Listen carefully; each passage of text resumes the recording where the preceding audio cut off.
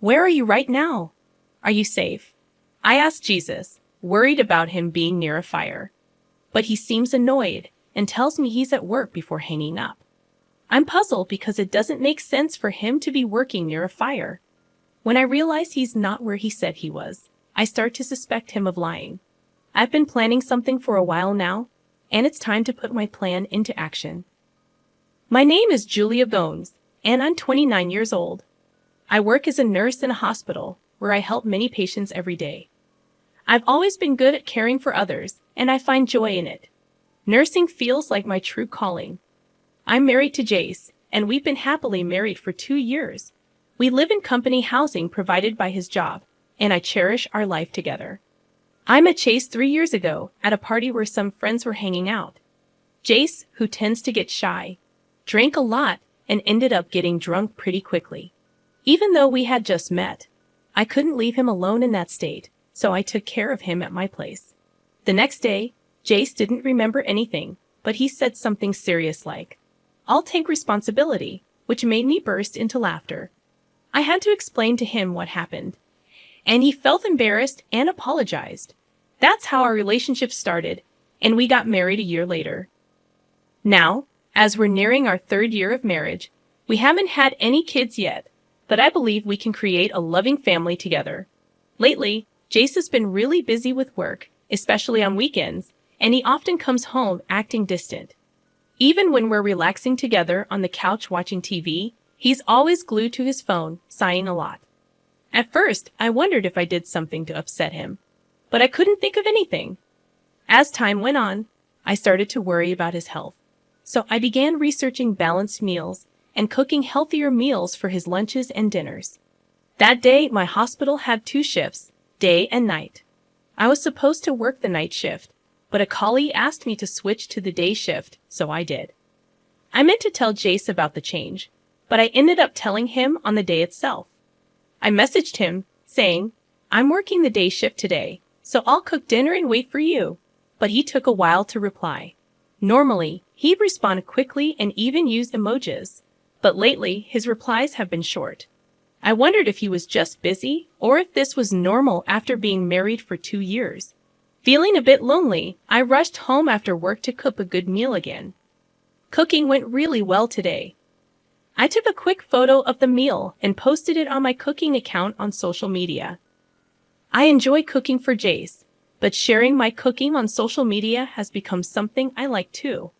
A few minutes after posting, I got a notification, a comment from one of my cooking friends.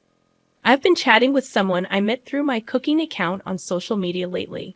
It's nice to have a connection outside of work, and it makes me happy. While I was chatting online, Jace came home from work. I quickly reheated the food I made and said, "Welcome home. Dinner's ready. Was your day busy again?" "Thanks, yeah, I guess I am. I'm pretty tired," Jace replied, changing into his comfy clothes and sinking into his chair, looking exhausted. I brought the reheated food over to him. "Yeah, a colleague needed my help with something urgent. Sorry I didn't tell you earlier," I explained as I sat down at the table to eat. "Let's dig in." "It's okay. It was last minute, but just let me know sooner next time. Sometimes I make plans to hang out with coworkers," Jace said. "Ah, got it," I replied, noticing Jace hadn't been eating much. "Is the food not to your liking? Did I mess up the flavors?" I asked, concerned. Jace stopped mid-bite and looked at me with an awkward expression. "No, it's not that. I just don't feel hungry right now." "Sorry, I'll save it for breakfast tomorrow," Jace said, forcing a laugh. "Thanks for cooking, though." He stood up from the table and headed towards the bathroom, leaving more than half of the food untouched, just as I suspected. I followed him to the bathroom. "Hey, are you feeling all right? You haven't seemed yourself lately. I'm worried about you. Maybe you should see a doctor," I suggested. Jace, brushing his teeth, rinsed his mouth and chuckled at my concern.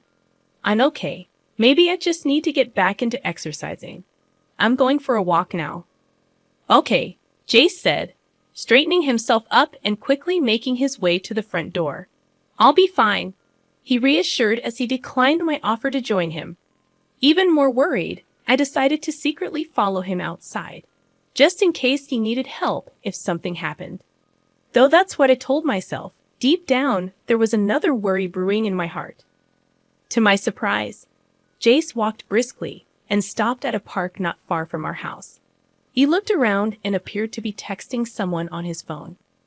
Soon, a white car pulled up, and Jace approached it.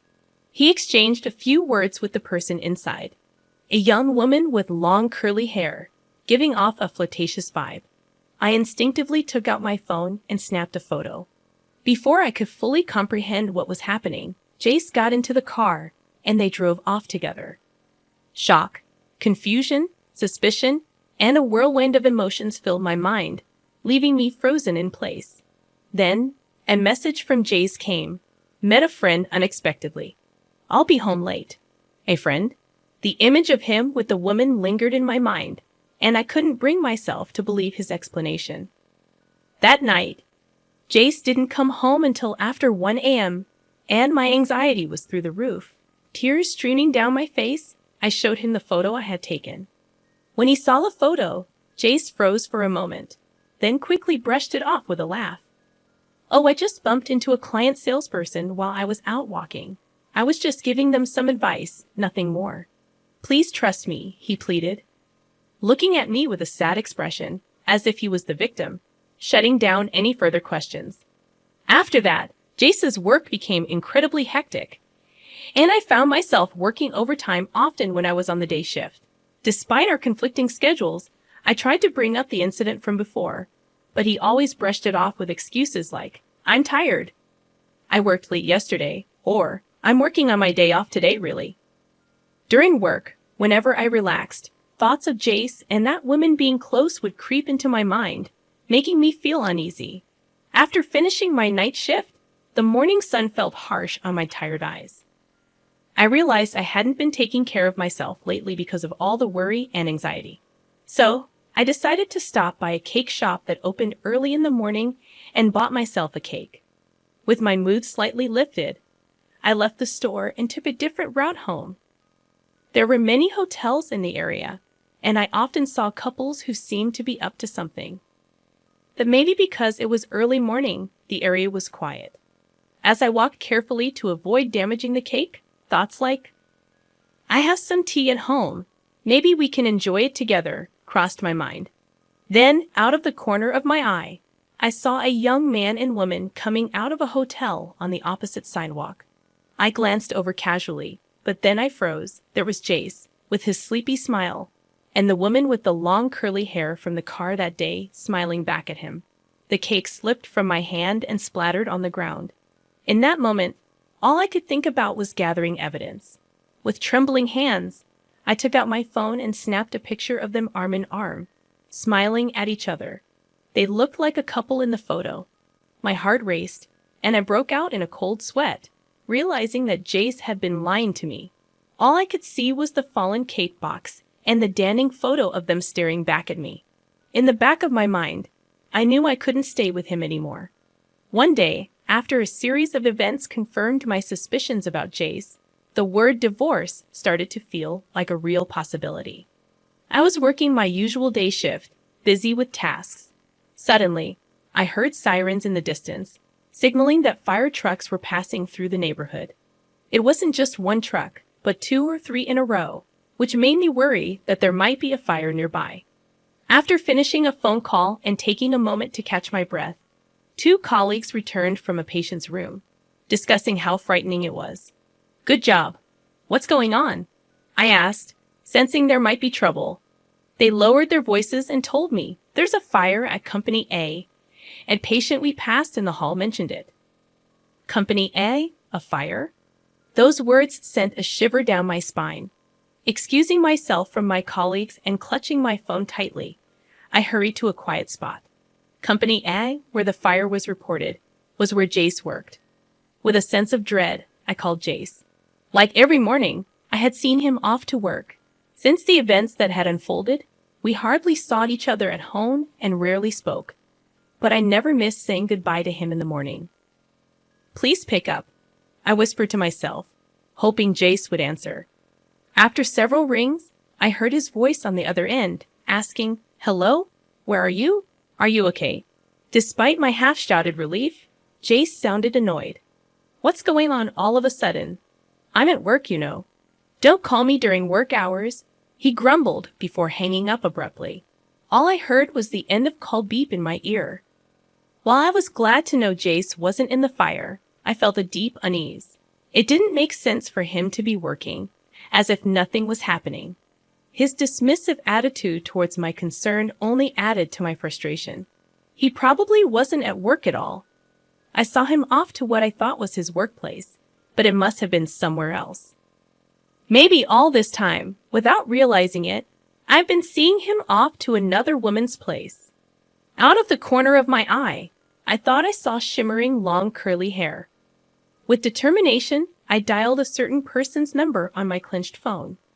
After finishing my work safely, I rushed home and started packing up the furniture and appliances in the house. Then the doorbell rang, ding-dong. But it wasn't Jace at the door.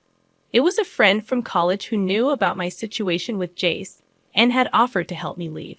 Despite my sudden request for help moving my belongings from work, she readily agreed. "Thank you so much. I'll treat you to something next time," I said, feeling apologetic. But she just smiled and replied, "You've been through a lot, haven't you? I'm always here to help." I felt grateful for having such a good friend, a feeling that had faded recently, and my heart warmed. Together, we moved out the furniture, appliances, and clothes I had prepared into the car. The room, now empty of the belongings I had accumulated since my single days, felt stark and bare. Looking around, I questioned if I had any lingering attachments to my past life. "No, I don't need it anymore," I decided, feeling no pull to stay. With determination, I headed towards an apartment near my workplace. On the day I saw Jace leaving a hotel with another woman, I had rushed to a real estate agent. I wasn't sure about divorce yet, but I had rented the apartment just in case. I felt satisfied with my decision. I unpacked the items in the apartment and then remembered something. I grabbed my phone and dialed a number, waiting for the robotic voice guidance to start. Hours later, after settling in from the move, I was taking a break when I received a call. Glancing at the display, I saw Jace's name. I took a deep breath before answering. "Hello. Julia, where are you? I came home to an empty house, and my phone isn't working. What's going on?" Jace's voice sounded frantic. "Most of the stuff at home belonged to me, so I took it with me. And as for the phone, it was in my name, so I canceled it," I calmly explained. His voice remained anxious. "Wait, my phone isn't working." "Well, I can only use Line because I'm connected to Wi-Fi. But more importantly, you said you took the stuff. You're not seriously running away, are you? This is a joke, right?" Jace's voice was filled with disbelief. As I listened to Jace still not grasping the situation, my irritation grew. "Are you seriously saying that? Don't tell me you forgot about the call this afternoon. Someone who's at work can't just keep working calmly when there's a fire happening, right?" Struggling to control my anger, I asked something I had wanted to know for a long time. "Where were you and who were you with instead of going to work?" There was a moment of silence from Jace. Then, reluctantly, he began to speak. "Look, the story about bumping into a female client while walking, it was a lie. The truth is, she's a colleague from work, and I was at her place today." "What?" Jace's confession was exactly what I had anticipated.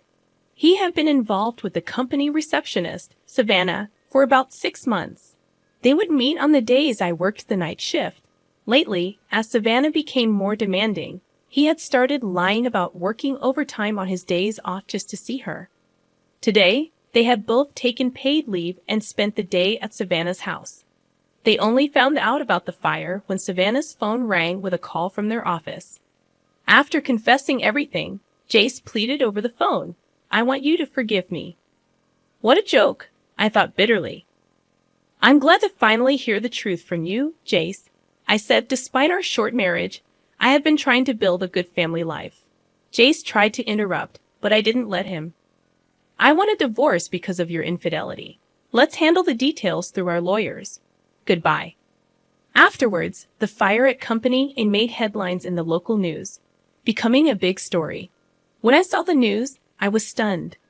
The culprit behind the fire was none other than Jace's mistress, Savannah. Early in the morning, Savannah sneaked into the company's conference room, pulled a thread from the edge of a curtain, and lit it with a lighter. The fire spread quickly, burning down the conference room. Thankfully, the building itself suffered only minor damage. Surveillance footage clearly showed Savannah as the perpetrator. As for her motive, Savannah claimed that the married man she was dating wouldn't divorce his wife, and even her threats of exposing their relationship had no effect. She believed she had to do something drastic. Honestly, I couldn't understand why anyone would commit a crime just to be with Jace. However, according to Savannah's colleagues, she often complained about feeling lonely. Perhaps she envied the married man who seemed to have it all, thinking that being with him would fill her own loneliness. Thinking about it, I realized that feeling lonely even when you're with someone else is far more painful. Since discussing divorce with Jace, we hadn't been in direct contact, but our lawyers were handling the proceedings.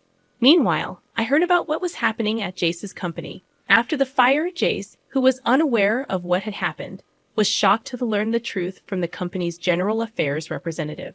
Savannah was arrested immediately, and news of their relationship spread rapidly throughout the company. Unable to bear the gossip any longer, Jace resigned from his job. Hearing about all this, I felt a tiny bit of sympathy for Jace, but mostly, I believed he had brought it upon himself by choosing another woman.